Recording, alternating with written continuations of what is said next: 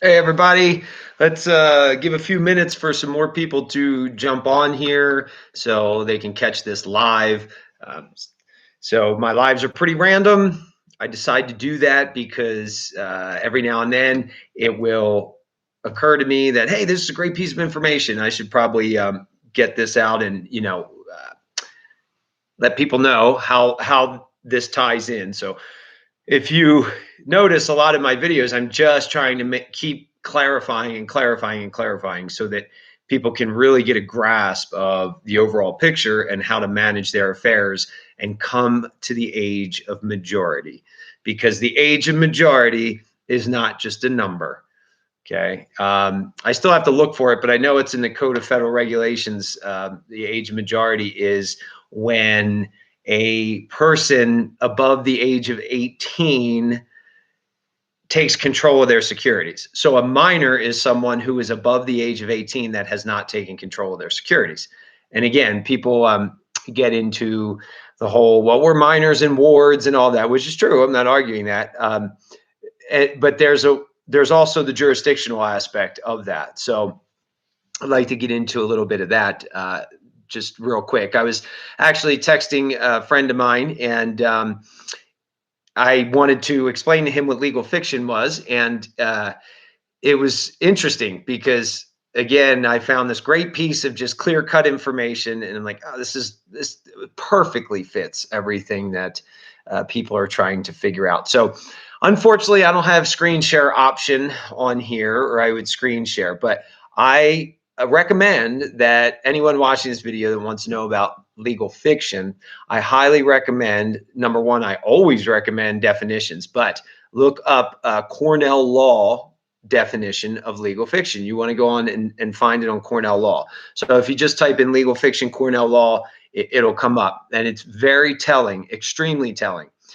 So I'll read this real fast, and then I will explain a little further.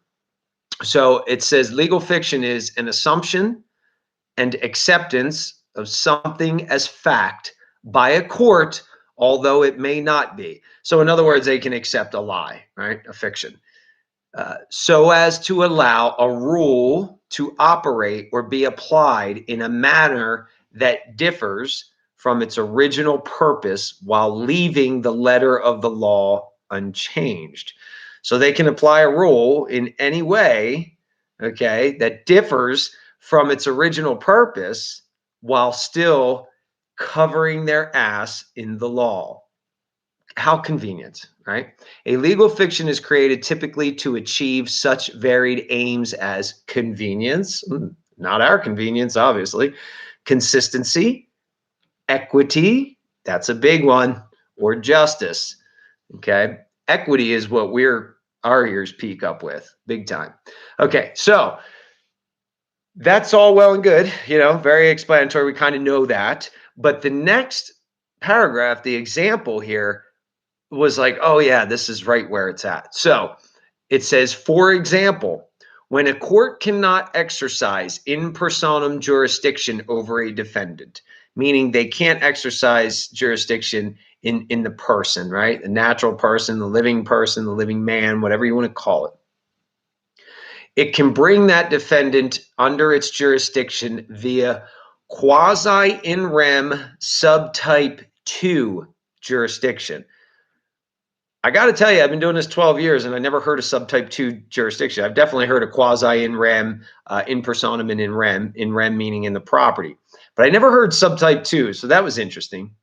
So it says the latter, the subtype 2, quasi-in rem subtype 2, is a form of personal jurisdiction, right? So it's a fiction because they're saying it's personal, it's in personam, even though it's really not. That uses a defendant's property to satisfy a claim against them. So it uses a defendant's own property to satisfy a claim against them, and is a legal fiction because it treats the owner of the property as a defendant, although the subject of the suit is technically the property itself. Okay. So of course I said, well, I want to go to quasi-in rem subtype 2. So the first thing it says, of course, is when hearing quasi. So I looked that up under you can actually just click on the link in Cornell Law under that definition, and it'll come right up. When hearing quasi-in rem actions, a court may only affect a named defendant's interest in a specific named piece of property. All right. So these actions have similarities with both in rem and in personam actions. So again, when hearing quasi-in rem actions, a court may only affect a named defendant's interest in a specific named piece of property. Well, what's the interest? In what property? The interest in the securities, right? The certificated security, the interest. They can only affect that. That's why it's so powerful when people are going in there and they're not allowing the attachment of the name, right? By saying, you know, my name is John Henry, the House of Doe, or however you might say it, Family Doe, or, you know, I'm not the person type of thing. They can't get jurisdiction because they can't attach you to the property. That's what they're doing. This explains it so well. I'm like, this is so perfect, man, how this is explained. So, and I wanted to share, so that's why we're here. These actions, okay, so let's go back over that. When hearing quasi-in rem actions, a court may only affect a named defendant's interest in a specific named piece of property. These actions have similarities with both in rem and in personam actions. As is the case with in rem actions, a court may hear a quasi-in rem action if the named property is within the court's jurisdiction, which it is, right? When there's a certificate and it's in the states and you're in a county court, which makes it a lot better too in the United States if you're in a federal court, because the certificate doesn't show that the property is in the United States. It shows that it's in a state. The United States only exists in the 10-mile square. So let's go back to the beginning of that sentence. As is the case with in rem actions, a court may hear a quasi-in rem action if the named property is within the court's jurisdiction, even if the court does not have the power to exercise in personam jurisdiction over the defendant. All right. This is why they try to lock you in to that jurisdiction by asking you questions to tie you to the property to take that in rem jurisdiction, so they can take jurisdiction over your person in personam. However, a court acting quasi-in rem may only affect the interests of a single named defendant, as is the case in an in personam action. Okay. So in other words, it can't name a bunch of defendants under one piece of property, so to speak, or under one quasi-in rem jurisdiction. There are two types of quasi-in rem actions. In a quasi-in rem subtype 1 action, a plaintiff may sue to enforce a pre-existing interest in the named property. For example, a lender might use a quasi-in rem subtype 1 action to foreclose a mortgage. All right, now that's subtype 1. The state can't sue subtype 1 because they would have to prove their interest in the property, right? It's basically what that just said. So a lender is going to go, well, I can prove my interest in the property because I've got the note or the copy of the note. We know how they do all that kind of stuff, right? So that would be subtype 1 quasi-in rem, is how the court is taking jurisdiction over you in a mortgage case. I mean, they just said it right there.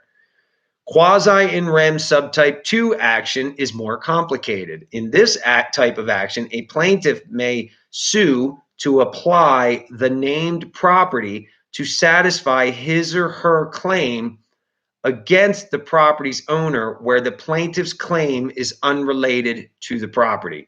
That sounds like our state actions, right? So now we just heard how they get us into the mortgage action. Now we hear how they get us into the state action, okay, or lawsuit, if you will, another word for action. This type of action is technically against the named property, not the property's owner. Interesting. Thus, the outcome of the case is final regarding the plaintiff's claim against the named property and does not affect the plaintiff's future claim against other pieces of property or the property's actual owner. Okay. So the outcome of the case is final regarding the plaintiff's claim. So If you shut them down, in other words, they have to start another case if they were going to pursue the same issue, right? Res judicata, basically. For example, an American plaintiff injured by a reckless driver while vacationing in a foreign country might use a quasi-in rem subtype 2 to recover from the driver if American courts could not obtain personal jurisdiction over him. Just an example, but it still fits. Courts may not exercise quasi-in rem subtype 2 jurisdiction where it would be unreasonable to do so. So this is it, man. I mean, this is basically how they're, taking their jurisdiction over you, and why when you go in there, it's very important not to allow them to create that connection between you and the property. It's also super important why we are trying to help people understand how to take interest in the property. Once you have that bona fide interest in the property, okay, or that substantial claim on that property, and you can show the interest as recorded in the county, which is why you'll see myself, guys like Divergent 5, KL, like we talk about your public record is super important. When you take interest in that property and you have the superior claim, which is what people call a UCC1. A UCC1 is not a lien for people who are new to the UCC SPC thing. It's not a lien. You have to have a security agreement. You have to have interest in the property. However, a UCC1 is just a notice of interest. That's all it is. It's a notice, period. It's not a lien. Okay, it's a notice of lien. Just like when the IRS puts a notice of lien in the county court for taxes, that's just a notice of lien. That's not the lien. The lien is the security agreement. The lien is the agreement that I'm going to give you collateral in return for a loan. So that's the lien. The lender has the lien on my property because I agreed to give him the interest in the property. Well, when we do this in the county record, you don't need a UCC1 for your straw man. You can do it in the county record, and it's just as effective in equity. Okay, so an interest recorded in the county, or even a notice of interest. Number one, you have an agreement, then you put a notice. You could put a notice of interest in the newspaper. You could put a notice of interest in the county. It's the same thing as a UCC1 and has just as much power and effect. Okay, it's just a notice of interest. So once that notice of interest is perfected, and you've accepted the gift, the certificated security, the entity that was given to you at birth, that was created at birth, and then you failed to perfect it, you failed to accept it. Once that's done, and you have that perfected interest, it's harder for them to take quasi-in rem subtype 2 jurisdiction because you've got the interest, right, the record of interest right here, along with the security certificate itself. So that's really dangerous for them because now they don't have any fictional way to take jurisdiction over you, only the property. And that's what's so important in terms of these court cases and these court hearings, okay? However, you can give them jurisdiction right away, and now you're screwed because you get, well, how am I going to show interest in this property now? Then you got to hurry up and try to backstep if you lock yourself into that jurisdiction by answering the questions wrong or whatever these little gatekeepers games are that they try to play. So that's why I always say, we never give information. We don't give a name. We don't sign anything because we're not giving any jurisdiction over. So it's really, really important to withhold that card, right? Because you don't want them to have that jurisdiction card if it's one of these, bullcrap cases. Okay, so the securities are really, really important. Like I said, there is a so somebody let me read this real quick that Jacob Daniel put in the chat here. The term minor is also used to refer to an individual who has attained the age of 18 years, but has not yet taken control of the securities contained in his or her minor account. Okay, so that's it right there. So you're taking control of those securities, okay, by having your interest. Then from there, you can notify Secretary of State, you can notify whoever you feel you need to notify. The securities intermediary, which would be the Federal Reserve, the Treasury is another securities intermediary. The court is a securities intermediary. If they're creating an account and they have your name on it, right? Your name is on the account. Just read the definition of securities intermediary under UCC 8102, the definitions. It'll tell you what securities intermediary is. Okay, so 31 CFR 363.6. Thank you, Jacob. I appreciate that. That is telling you right there, that the reason you're a minor is because you haven't taken care of those securities. So that's the game, man. I mean, take care of those securities. That's why when I wrote my declaration of status, I made sure I had power of attorney, right, which gave you the authority to act. Then I was very thorough, and it's got 80 points in it. And then I turn around and I also claim I claim my interest in it, and I show in my declaration of status why I have interest, because I've funded this thing, because I have over 21. I like to use over 21 silver dollars for solvency, that I have funded this thing, okay, or can fund this thing, and therefore I have interest in it, and this thing owes me all of its collateral for that. So I have in my declaration of status the actual, if you will, security agreement. Now, let's not get confused with investment security agreements. So when you see people doing security agreement for the UCC stuff, okay, and it says security agreement real big on it and all, that's for investment securities.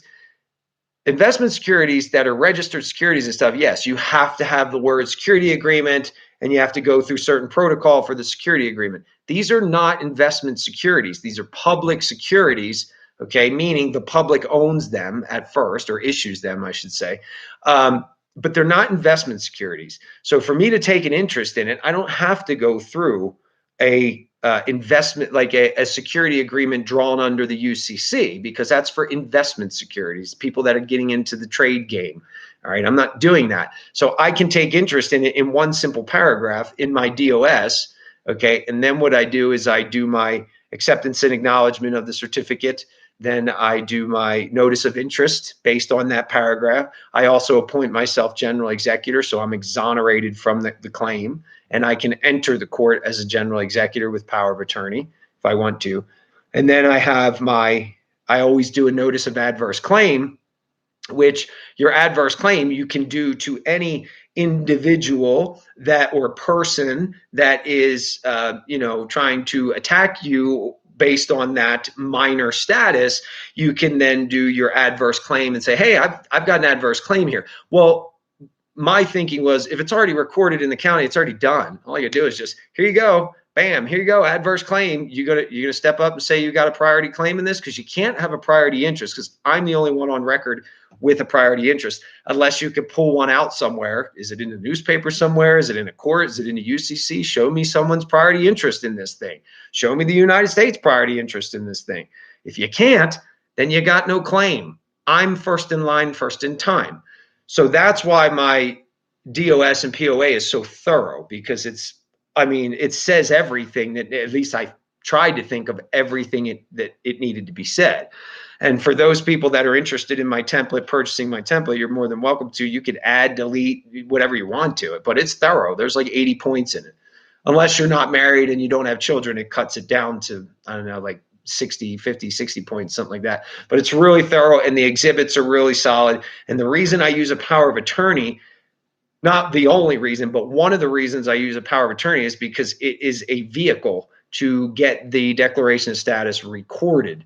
Because most county land records, land deeds, they won't record any other documents other than the ones that they are statutorily authorized to record. And just about, every county land records is authorized to record a power of attorney. So the power of attorney not only gives me the power to speak on this thing's behalf, or do certain legal maneuvers with it, if you will, it also provides a vehicle to get that recorded into the county. So that's why I use that setup the way that I do. All right. So from there, the world is your oyster. I mean, you notice people, you got to think about who you are in the mix of the entire thing as the securities holder, right? As the securities entitlement holder, look that definition up. That's another thing. Go to UCC 8-102 or 8-102. That's the definitions for securities. Again, though, keep in mind investment securities. However, equity is all through the Uniform Commercial Code. So when you read the definitions, you're not so much concerned about it in terms of investment securities. You're just trying to get the essence of what these terms mean in relation to securities. Because even though the UCC is for investment securities, it is still, the essence of the words are still applicable to this public security. So I go to the UCC article,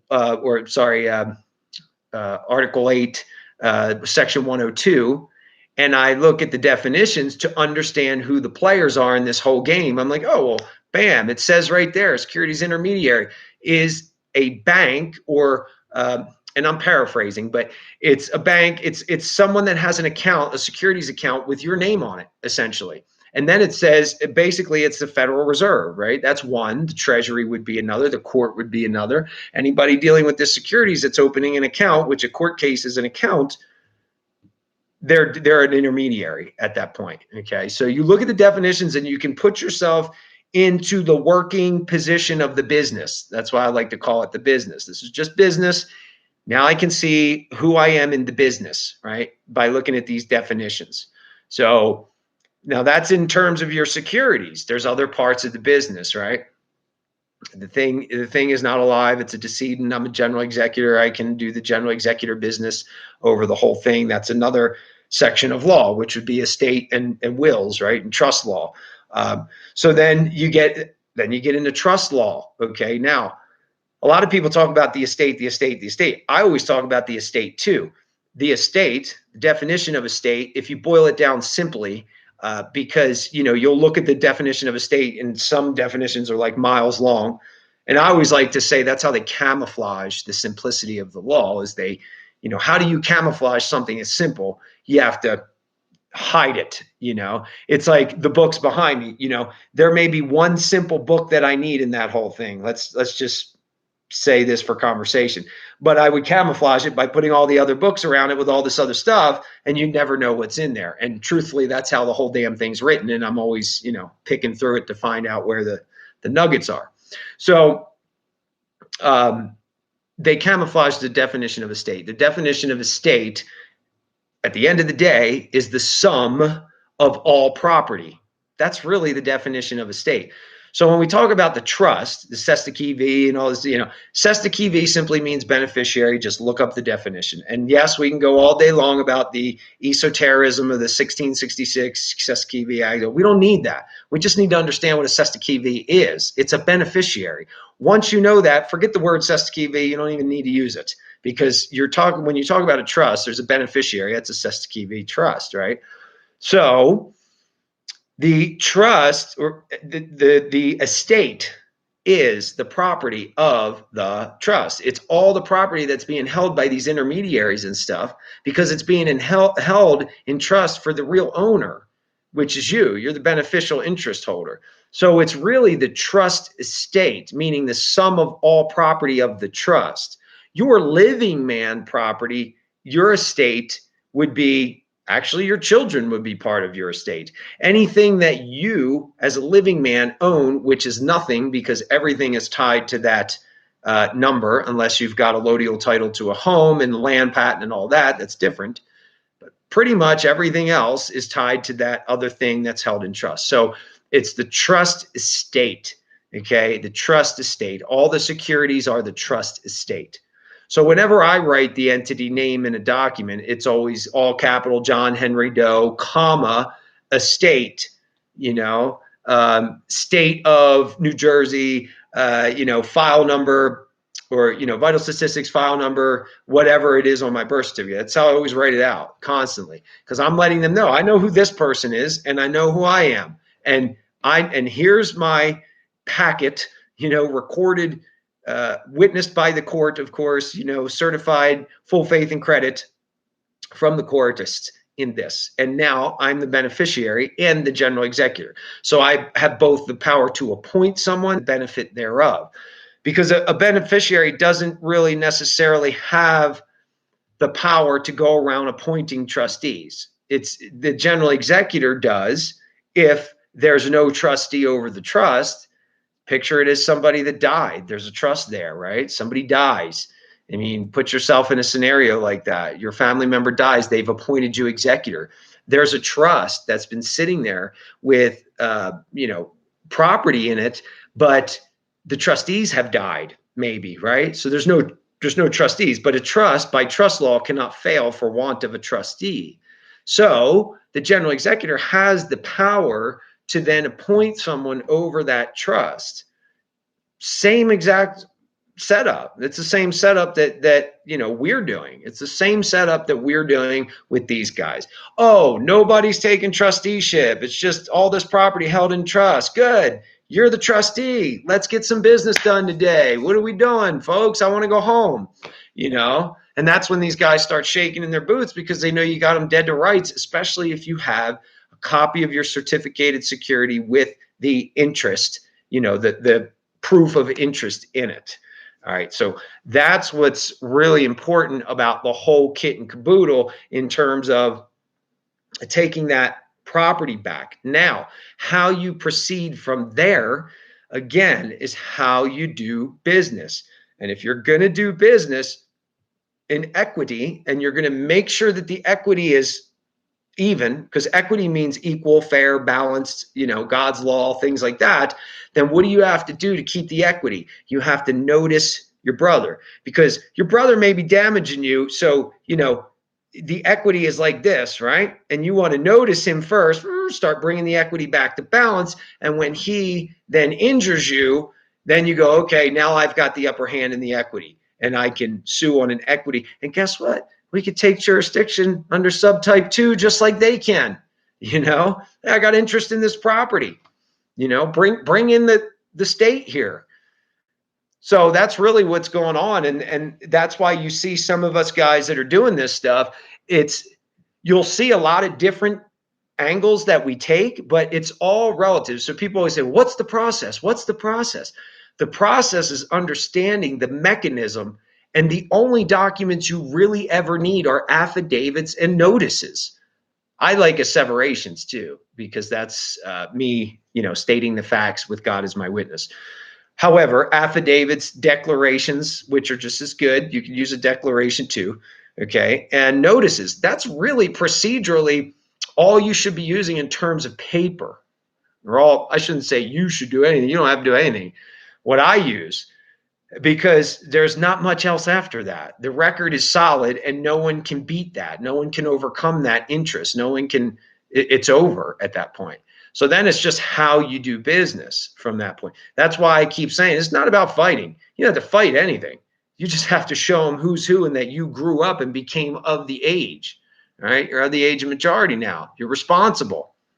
And I like to use the age of discretion, because the age of discretion means that you've come to the age to be able to do business. Age of majority means you've come to the age to do contracts and take care of your securities account, or have taken care of your securities account. So that's really the whole kit and caboodle in a nutshell. And I hope that these videos keep breaking it down so that people really can begin to see how the things put together and how they can move about within it and outside of it at the same time, because that's what's really important. So when these guys come across now and they trespass on your property, you got yourself a lawsuit, if you will, right? But here's the thing. The other thing we have to keep in mind, we know that these guys are scared to death that this is going to come out, and they don't want it in the public, and they have an oath to protect it in the public, from the public, above anything else, which is why if you start bringing this stuff up in the courtroom, their basic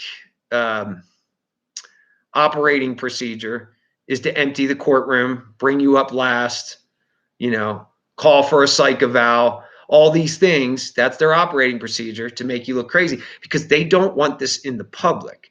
So if I'm going to sue them, I'm going to seal the case if I can in federal jurisdiction. And if not, if it's in county, I'm going to enter this evidence in camera. If I'm going to sue, I'm talking about if I'm suing them, the evidence would be entered in camera, so it's, you know, private, because I'm accessing the equity. So anyway, I hope that helps. And when I get another one of these, you know, nuggets that I think will be great for clarification, I will hop back on and do another video, because I think that's really, really important. You know, that everybody really sees the simplicity in the entire thing, and how you keep yourself protected is how you do your business, basically. So Russell Houston, he said there's also separation of powers and need to know basis, plausible deniability. Look, they do that plausible deniability shit all day long, right? We know that. But for us, I deny everything as well in my declarations and my affidavits, because I'm not the, you know, the plaintiff, or I'm not trying to make a claim, because I'm not trying to prove it. I'm just telling you I deny it, deny the whole way. Now you prove it. And when you have your proof to the contrary, they're going to have a tough time, right? Because they can't prove it. So that's why I don't get into constitutional stuff and all that. That's just for the commoners. That's for the peasants, you know. Kings don't use that shit.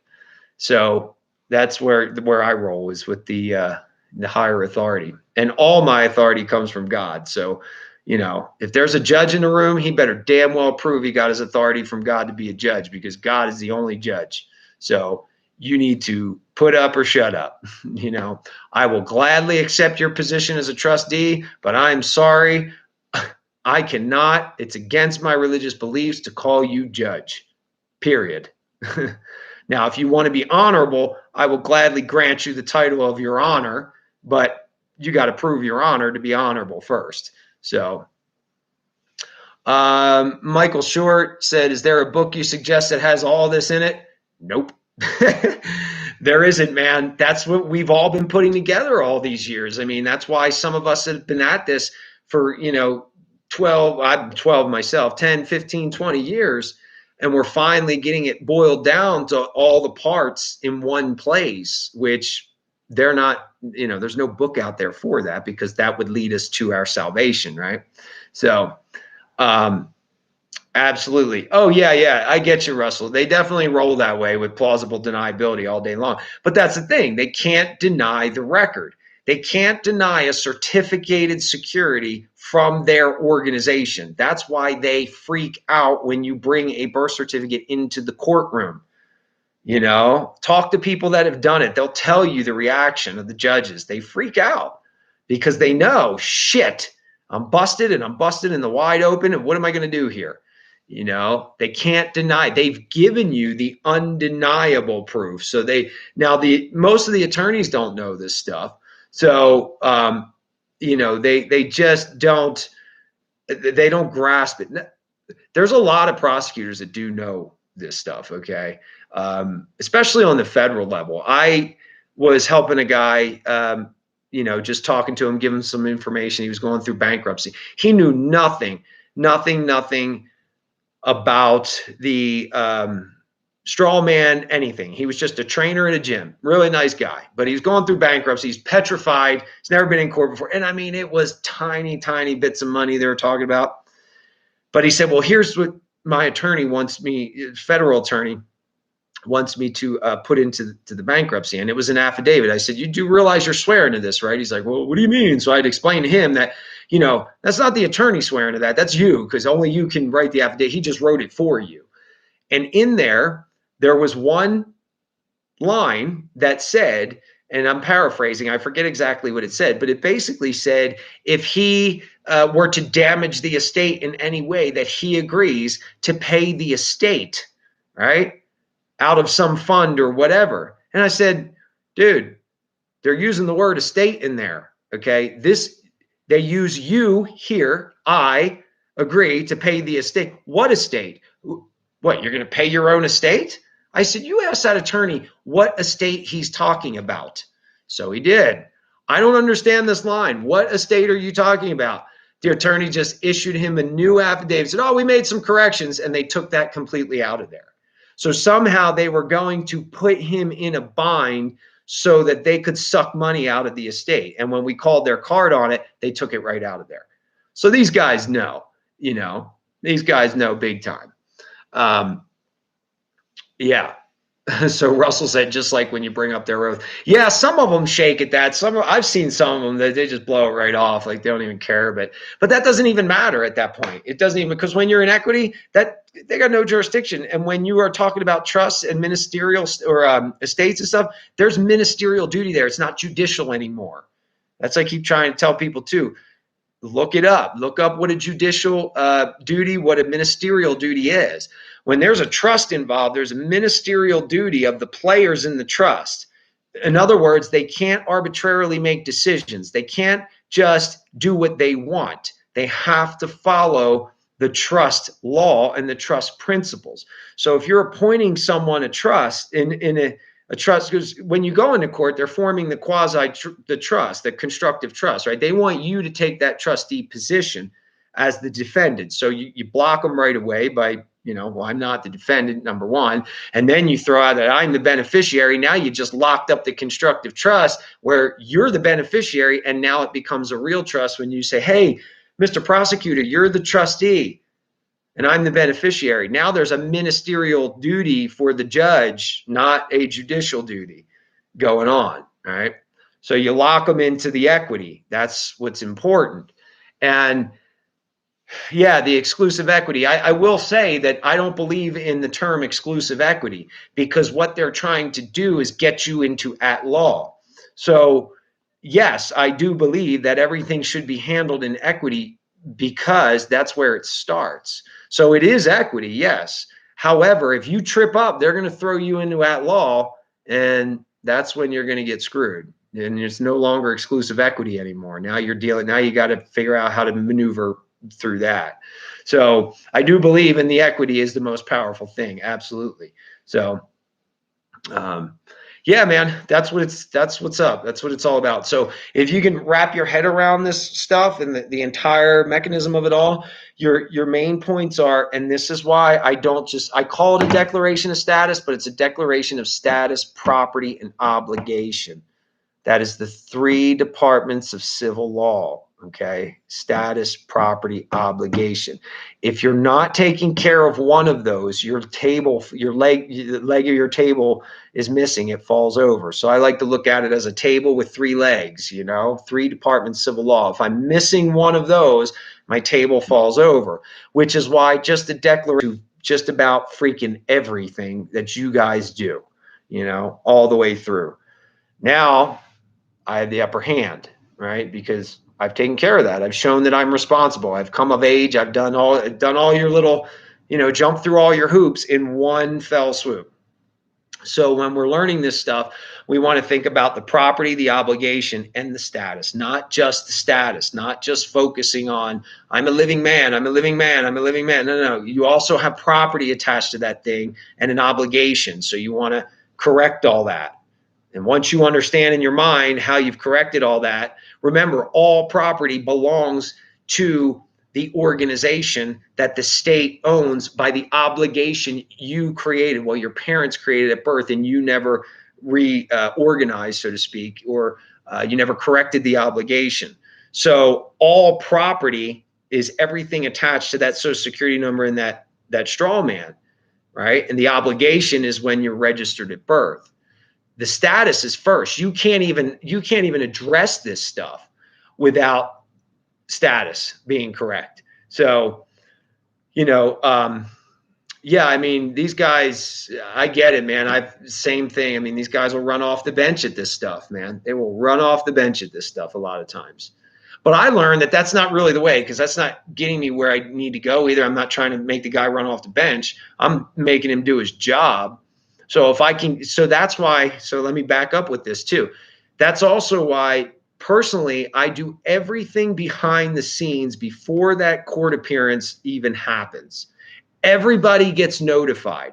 So now I can go in there and speak the secret language with the judge, as long as I'm listening to what he's saying and not getting all emotional. You're going to take my rights. No. If he says something that I don't like, it's probably he's giving me a clue to what I need to do. That's what we've recognized in so many cases that we've worked on. And the people would report back, man, he said this or he said that, and blah blah blah. And it's like, dude, he was telling you. Didn't you hear what he said? Listen to what he said. He was totally telling you this is what we need to do. And these people were down thinking they screwed up. I'm like, you didn't screw up. He was telling you what to do. So let's do that. And we would do it. And bam, done. But everything was done behind the scenes. So the court banter was minimal. All my guy had to stick to was the fact that he's not the defendant. He's the general executor, just here to settle the matter, accept all the charges on behalf of the estate. That's all been done. Everybody's been notified. We good, right? And then the judge would ask, well, prosecutor, do you have any, do you have any questions? The prosecutor, well, is this yours? Is that yours? Are you? No. It all belongs to the estate. That's the estate. No, it's not me. No, it's not me. Deny, deny, deny. Sorry, Your Honor, we have no further questions and we no longer prosecute. Done deal. Thank you. Everybody have a nice day. Go home. Everything's quiet, right? So, let me read some of these comments. Do you have to ask for Article 3 when handing the person? I don't have to ask for shit. I'm the king. I don't have to ask for anything. That's the difference too with me and a lot of, I do not go in there as if they have some sort of authority. Oh, let me ask you, are you a specific court? Hell no. Court? No. I'm the one in control. This is my court. So if you go back to common law or international law, what does it say about the word court in Black's Law Fourth, if you've ever read that? Black's Law Fourth says court in international law. All right. Court in international law is a person in suit of the sovereign. That is my court. That's not your court. And I don't have to as king shit. I am the king. This is how it's going to go down. I've already done everything. I'm here in honor, in peace, complete honor, completely knowledgeable. We don't need to do this. I'm not here to fight with you. So I don't need your court. It's not your court anyway. And so that's the energy that I carry when I go in. I'm not worried about any of that shit. I'm just making sure you're not attaching me to the defendant because I have all the proof in the pudding to show the defendant's right here and I've got the security for it and I've got all the property on lockdown. So good luck with that. I don't need to bring up any of this stuff, So yeah, that's right. Nathaniel said the bankruptcy is huge because the debtor cannot bring a valid claim against a true creditor. There you go. That's the other thing that your record does if you do it correctly. The DOS, the POA, or POA DOS, whatever you want to call it. I become the creditor again. Here, I'm the creditor. I've credited your organization by having an amount in silver in my pocket, which is why they took all the gold and silver back in 33, right? So that they could create debtors out of everybody. Then they let them have it back because they're like, they don't know how to become creditors. They can have it back. Not a problem, right? So, yeah. So if the information's been good, yes, thank you, Judy. Smash that thumbs up for me. I definitely want more and more people to see this information or hear this information, because what I've noticed over the 12 years is what you guys noticed. There's so much scattered information. There's so much misinformation.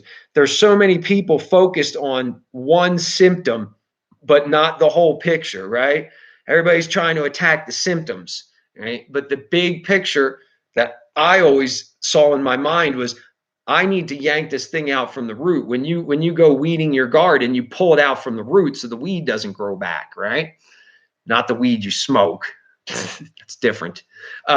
So you yank that weed out from the root. So what is the root? The root is, so that's in my mind years ago when I started looking at this, I went, okay, I have to go back to the moment I popped out of the womb and what was the transaction that took place. Then it took me all those years to figure out all the pieces and, yes, I've been through all of it, the maritime stuff, all the different words of the birth and, all the esoteric stuff, which is all relevant. The problem is a lot of that stuff really gets you sidetracked. You have to stay focused. It's kind of like when I had a Facebook page, I only wanted to focus on trusts and stuff and this, and everybody would come in there with all this cabal shit and look at what they're doing. And I would just bam, bam, shut them down. They'd get pissed off. Oh, you're like a dictator. No, it's my room, and the focus has to stay here. The reason I had that page was to put information out that was focused. You're coming in with all this garbage and you're throwing the focus off. People are going all over the place, you know. No, you got to stay focused. So hopefully that's what I'm doing for you guys, is bringing the focus on the very pertinent pieces, which it still behooves you to study because I can't do it for you. But the very pertinent pieces for you to study, so you're not going all over these rabbit trails. But I like to look at the rabbit trails as a peripheral study that is good to know because it gives you a lot of depth and background into what you're doing. But in actual application, there's few things that have to be done to apply this in a simple way for every situation. Every situation's the same. If they're dealing with that straw man, it is not about the charges. It's not about you going in there and fighting for your right to travel. It's not about any of that. It's about the property, obligations, and status, period, on every single situation. Okay, this is a civil law court system. That's why that's in 1938 is why they blended the common law or at law and equity into one form of action, the civil action. That's why you have the civil rules of procedure, okay, because everything is under the civil umbrella. So definitely look always, always, always to the three pillars: the obligations, the property, and the status in every single situation that occurs. Okay. And you look at yourself in relation to those three, because that's what sinks or keeps your ship afloat, is your relationship, right, to any of those three. Because they only have control in the civil law over those three with a piece of public property, which is your straw man and all the property attached to it and the obligation that was created to the state as the debtor. So again, property, obligation, status. Just look up law of property, law of status, law of obligation in Black's Law, the 7th edition. It's not in the earlier editions. And it says that they are under each definition, one of the three departments of civil law. Also see law of status, law of obligation. And you look those up, says the same thing. Also see law of property, law of obligation, right? When you're looking up law of status. So those are the three, man. Very, very important. Yes, civil is Roman, which is where I go to then the higher law of God, because where did Rome come from, right? The Vatican, okay? Where did Rome go? Into the Vatican, right? The Roman Catholic Church. Who created equity, or who brought in equity law? The bishops did at the time, okay? The bishops brought in the equity law. So under the Vatican, who's the top trustee of that system? The Pope, right? Plug my charger in here. Things are getting a little bit low since I'm running video. Here.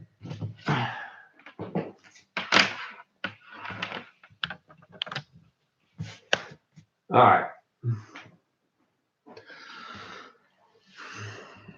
The Roman Empire never died. That's right, Nathaniel. And I've said that for years. It just went underground, right? It just hid, and it morphed itself into all these systems, were created off it. Are there steps we should take to make ourselves a creditor, or is that just for when we have to go to court for something?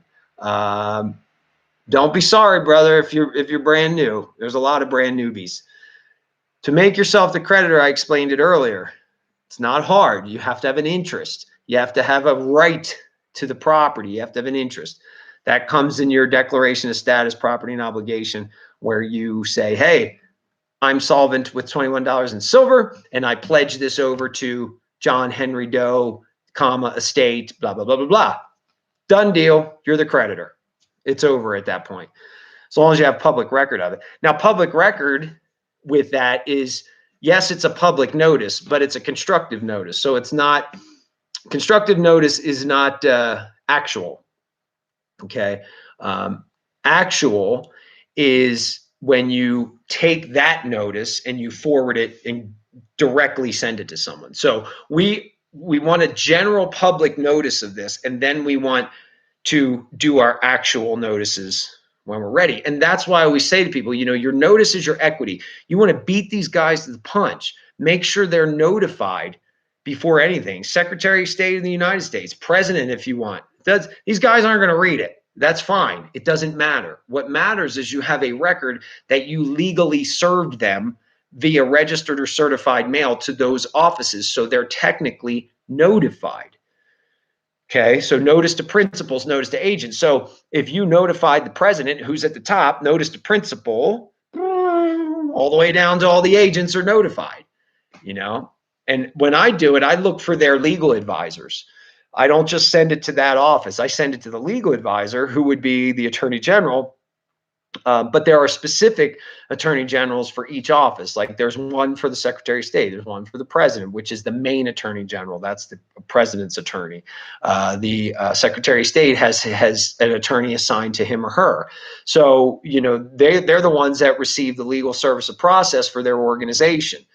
So I always notify them. I put, on the paperwork, it will be the Office of Secretary of State, care of legal, so-and-so legal advisor.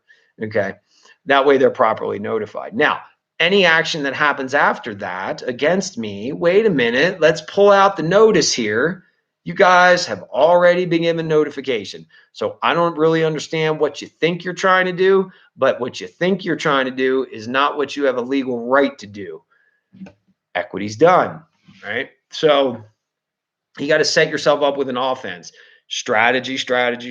That's another thing. People, I've noticed over the course of these years, people just, they start throwing shit. They just start throwing shit. They have no strategy. Well, this is what I'm going to do. I'm just going to send them my bill and I'm going to, do my UCC. And the next thing you know, these people on the other side have received so much shit from you that they're like, you don't know what the hell you're doing. So all this stuff that people are throwing at these guys lets them know you have no clue what you're doing. So strategy, offense. That way, when it comes time for your defense, you're solid, man. You are solid. So got to take care of this stuff first. And yes, Nathaniel says, a legal maxim, which means you can have it both ways, or you can have it both ways, which is why status is so important. Inclusio unius est exclusio alteris.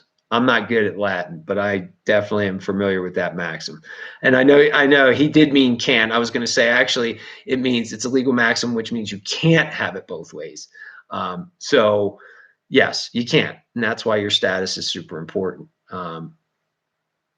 So, yeah, your offense, man, it's super important. You got to have your offense. That's it. It's the end game after that. You're already set up. But people don't think like that. They wait till they get into a legal situation and then they run and now they're trying to defend. You don't have an offense. And the minute you take up a defense, you just admitted to the jurisdiction because you're defending on behalf of this organization that you have no right to do. You have no status with. You can't. So you can't. You got to have your strategy down, man. It's super important. Strategy. So anyhow, I think that'll do it. I try to keep these short, but this one went way long, which is all good. I appreciate everybody's participation and views. Thank you. You guys are great. Y'all know, what you're doing. A lot of you. Some of you guys that are new, you'll learn what you're doing. Hopefully we can whittle this down so you new guys aren't running all over the place trying to chase all these guru, theories. Definitely, if you're new, study what trusts are, equity law, the maxims of equity, make sure you're always looking at the definitions of everything, legal definitions, super important, jurisdiction, status, obligation, property, securities, those types of subjects. And don't listen to what everybody's telling you. Go into those subjects and actually study them. And the way that I study, which may help you guys, is whenever I look, like even when I'm in American jurisprudence and all, all those books, I'm in there all the time looking at stuff. But what I'm looking for is when I read it, I put myself in the position of what the context is in terms of how does this apply to me and the organization and the government or someone else, like a bank or something. When I'm reading this, I'm putting myself in the scenario and I go, okay, does this apply? And if it does apply, how am I going to tie it together so that I can prove that it applies without even having to hardly even say it? Like with just making it obvious. So that's how I study. I always study and look for how does this fit? I try my best not to study on implication, right? And what's implied. I try to make sure I find it concrete so that I feel confident that I can back this right up. Bam, bam, bam, because I found the concrete connection on how to make this legal, because everything's legal theory, how to make this legal theory solid, all right? So that's how I study. So that might help some of you new guys. Always put yourself, the straw man, know the arrangement, who the government is, who the straw man is, who you are, right? Government's trustees, straw man is the property and is a beneficiary, believe it or not. And then you're the beneficiary of all that trust property because you took possession or you took priority interest over the straw man. So you put that mechanism, you constantly look at that triangle of how it works, and you can put yourself in the study, in the scenario, and things make a lot more sense. So anyway, all right, brothers and sisters, I will check you all out next time. Everybody have a great rest of your weekend. I got tons and tons of work to do. See y'all.